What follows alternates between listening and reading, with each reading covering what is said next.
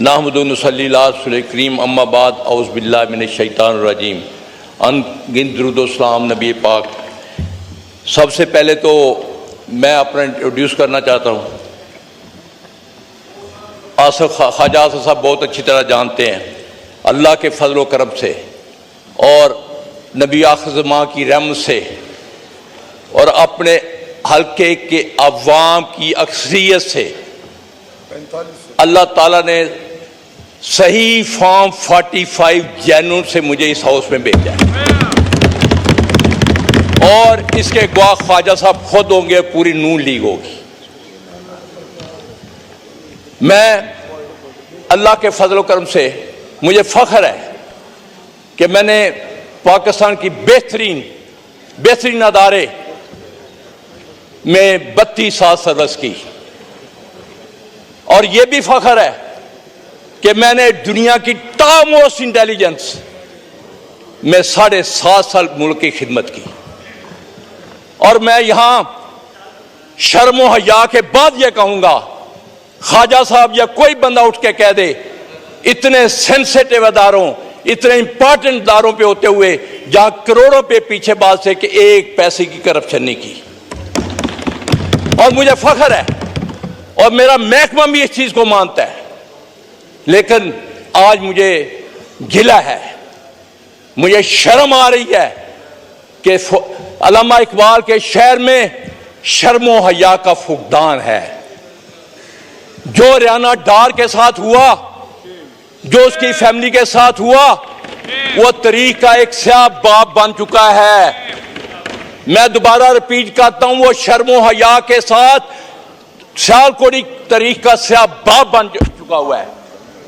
उसके बाद हमारे घरों में ख्वाजा सा उठकर कह दे अजीम नूरी जैसा शीफ नफ्स सोमो सलात का पाबंद, उसके घर रात के 2-3 बजे पुलिस दाखिल होती है, बच्चियों को बाहर निकाला जाता है और आज तक शर्म व हया के वो एक दफा मजम्मती लफ्ज नहीं कहे। जबकि मैंने ख्वाजा साहब खड़े होकर कह दें कि इनके लिए आवाज उठाई थी कि नहीं। आज मुझे तकलीफ है, मुझे मेरे महकमे ने जिसकी मैंने खिदमत की, मुझे भी 5 दिन अगवा किया गया। मैं ऊपर अल्लाह के नाम लिखे हुए हैं, झूठे पे अल्लाह ने लानत भेजी हुई है। मैं जो बात कहूंगा एक सही बात करूंगा। एक दफा जब हम बरसर इक़्तिदार थे, यही ख्वाजा आसिफ रिश्तेदारी पुराने तलकात का पहाड़ जोड़ते थे। और मुझे सबसे बड़ी तकलीफ यह है कि जिस थाली में खाते हैं उसी में सुराख करते हैं। खुदारा मुझे इस अवाम में मैं इसकी बेतुकीनी देखकर, मुझे कम से कम पहली दफा मैं आया हूं, एक शौक से आया था क्योंकि मैं इससे पहले स्पीकर, डिप्टी स्पीकर साहब, नैब पिशावर रेस की, 2.5 साल नैब में रहा। केपीके के लोग यहां बैठे हुए हैं और बड़े बड़े लोगों को पकड़ा, क्योंकि मेरा ईमान है कि पानी हमेशा ऊपर से नीचे आता है, करप्शन ऊपर से शुरू होती है। मेरे सबसे बड़े पहले 3 चीफ मिनिस्टर, चीफ सेक्रेटरी साहब का, और वहां गाड़ियां चलनी बंद हो गई थी। उसके बाद कि एंटी करप्शन पंजाब को मैंने रीवैम्प किया, जिसकी तारीफ इनके एमएनए, अभी यहां एक वजीर साहब नहीं बैठे हुए, उन्होंने शहबाज शरीफ को जाकर कहा कि ऐसे बंदों को मत निकालो जो करप्शन के खिलाफ जिहाद कर रहे हैं। हम गुलाम नहीं हैं, हक सच बोलने वाले हैं। ये बजट पे तकरीर मैं करना चाहता हूं, लेकिन मैं आपको बताना चाहता हूं ये बजट स्वाय एक अदादोशुमार का गोरखपन के अलावा कुछ नहीं है। मैं कौन सा फील्ड लूं? किसानों के साथ जो हुआ, ख्वाजा साहब ने एक दफा आवाज नहीं उठाई, मैंने इस हाउस पे कहा और आज भी कह रहा हूं, जिन लोगों ने गंदम बाहर से मंगवाई जिसकी क्वालिटी भी खाने के काबिल नहीं थी, क्यों नहीं आज तक उनको यहां खड़ा किया गया, उनके खिलाफ इंक्वायरी नहीं हुई?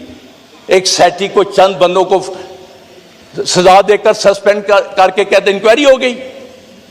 मैं स्पीकर साहब इस हाउस में आईपीपी जो हमारी हड्डियां निचोड़ गया है, जो गरीबों का खून निचोड़ गया है, क्या स्पीकर साहब आपकी तवज्जो 2 मिनट चाहता हूं। डिप्टी स्पीकर साहब, डिप्टी स्पीकर साहब, मैं बैठ जाऊं?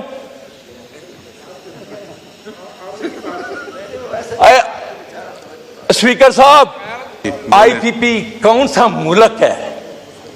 उनको लाएं चेहरों के, यहां वजीर जो एनर्जी है वो आकर बताए कि उसमें कौन कौन से हिस्सेदार हैं। 125 पैसे के पैसे आप दे रहे हैं ख्वाजा साहब, जबकि प्रोड्यूस 48 कर रहे हैं। जब वो कोई इंक्वायरी होगी तो उनमें 3 फैमिली आएंगी जो बरसरकार है, गरीब का खून चूसा जा रहा है। ख्वाजा साहब, मैं कल भी 2 दिन हल्के में था, लोग बद दुआएं दे रहे हैं इस हुकूमत को। हम यहां सिर्फ मुराद लेने के लिए बैठे हैं, उनकी कोई आवाज नहीं उठाता। जो ज़राअत का हाल किया इन्होंने, अभी तक लोगों की जो गंदम है खराब हो रही है। आड़ती से पैसे किसान लेकर अगली फसल बोता है, वो आड़ती उसको 20-21 रुपए से खरीद रहा है कि उसने अपने पैसे अगले पूंजी लगानी है। ये इशू जो बात करने वाली है, ना कि यहां लड़ाई झगड़े और ताने देते हैं। मैं उन चीजों में नहीं जाना चाहता, मेरे पास भी बहुत कुछ है, लेकिन मैं उन लोगों में नहीं हूं कि जिस प्लेट में वो खाएं उसमें छींक करें, उसमें सुराख करें। खुदारा इस मुल्क के लिए कुछ कीजिए। मुझे शर्म आई, कल मैं अपने प्राइम मिनिस्टर साहब का इंटरव्यू देख रहा था जो चाइनीज जर्नलिस्ट को दिया था। खुदा की कसम, मैं एक जिम्मेदार का बेटा का मेरा शर्म से झुक गया कि हमारी मदद करो, पाकिस्तान तबाह हो रहा है। ये इंटरव्यू था, आप सुन लें। क्या वजीर को एक गैरत भी होती है? आप जब तक इस मुल्क को अपने पांव पे खड़े नहीं करेंगे, करप्शन का खात्मा नहीं करेंगे, दुबई किसका है? उस दिन मैं ड्रामा एक देख रहा था, इफ्तिखार ठाकुर कितनी खूबसूरत बात की, कहना जी दुबई अपना हो गया, साड़ा दुबई साड़ा है। वो चाक लेके गया, ए भी पाकिस्तानी का घर है, भी पाकिस्तान के घर है, भी पाकिस्तान के घर है। और हमें शर्म ही आई नहीं आती, पैसा लूट कर बाहर ले जाए और कहेंगे जी मुल्क, और दूसरे आपको कर्जा देंगे। क्या आपने मेरी मां को, पाकिस्तान मेरी मां है, मादरे वतन है, इसको भिखारी बना दिया है? क्या आप में से कोई मुअज़्ज़ज़ आदमी बाहर खड़ा होकर चौक पे भीख मांगना चाहेगा? इन्होंने हमारे साथ क्या किया है? वो तो 4 साल के लिए आया था, इमरान खान तो 4 से आया था। कोरोना में माइशत कहां गई? दुनिया आज भी, मैं आज को यहां लिख कर देता हूं,